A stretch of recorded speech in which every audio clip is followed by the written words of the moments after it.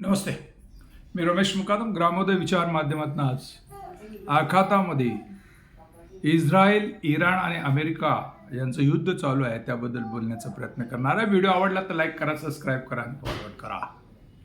आखातामध्ये इराणवर America आणि Israel यांनी बॉम्बवर्षाव केल्यामुळे एका महाविद्यालयामध्ये शाळेवर बॉम्ब पडून तिथे जवळजवळ 70हून अधिक विद्यार्थी आणि विद्यार्थिनी यांचा मृत्यू झाला आणि जवळजवळ 30 ते 40 विद्यार्थी जखमी आहेत. इराणच्या रहिसी इलाक्यामध्ये इस्रायलने मिसाईल आणि बॉम्ब हल्ले करून युद्धाला प्रारंभ केलेला आहे आणि त्यामुळे आखातामध्ये युद्ध भडकलेलं आहे. आणि त्याची प्रतिक्रिया म्हणून इराणनं तात्काळ अमेरिकेच्या आखातातील सिरिया, लेबनॉन अशा जवळजवळ 7 ठिकाणी मिसाईलने हमले केले आणि अमेरिकन बेस हे टार्गेट केलेलं आहे.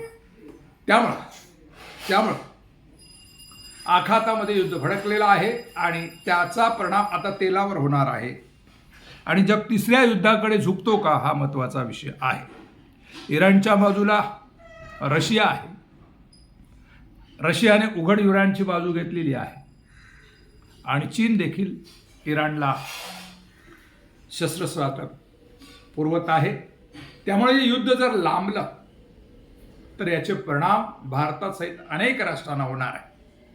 कारण आखाताहून येणारं तेल आहे आणि तेलावर जर नियंत्रण आलं तर भारतामध्ये महागाई होणार आहे. इस्रायल हे राष्ट्र आणि एस्टीन फाईल आणि त्यामुळं अनेक राष्ट्रांमध्ये असलेले जे महत्त्वाचे पुढारी आहेत त्यांची गोपनीय माहिती या एस्टीन फाईलमध्ये आल्या पाहिजे.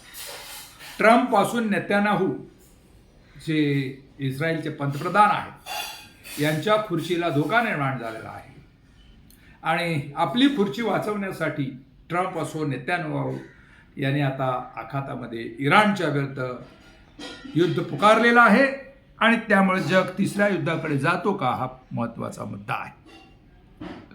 इराण हा मुस्लिम राष्ट्र आहे आणि बऱ्याच मुस्लिम राष्ट्रांचा पाठिंबा इराणला आहे. आणि 2-3 महिन्यापूर्वी झालेल्या युद्धामध्ये इराण आपल्या मिसाईल हल्ल्यानं इस्रायलचा जो सेल्फ डिफेन्स आहे ते नस्तानाबूत केलेला आहे.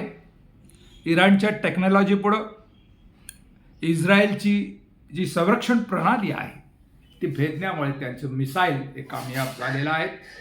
आणि इराणनं म्हटलेलं आहे जर आमच्यावर जर कारवाई झाली तर ही प्रतिक्रिया आम्ही करू. युद्ध अमेरिका आणि इस्रायलने सुरू केलं, आम्ही युद्ध संपवू. करो या मरो या स्थितीमध्ये खुमाईन आलेला आहे आणि इराणचं खुमाईन यांचं राज्य उद्ध्वस्त करा किंवा त्यांचं राज्य उलथून टाका असं अमेरिका आणि इस्रायलला वाटतं आहे.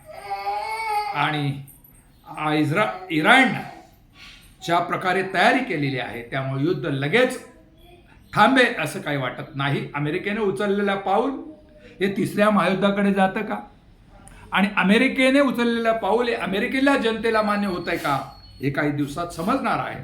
या संदर्भात आपलं भूमिका आहे कमेंट्स करा आणि माझा व्हिडिओ आवडला तर लाईक करा, सबस्क्राईब करा आणि फॉरवर्ड करा. जय हिंद, जय महाराष्ट्र, जय भारत.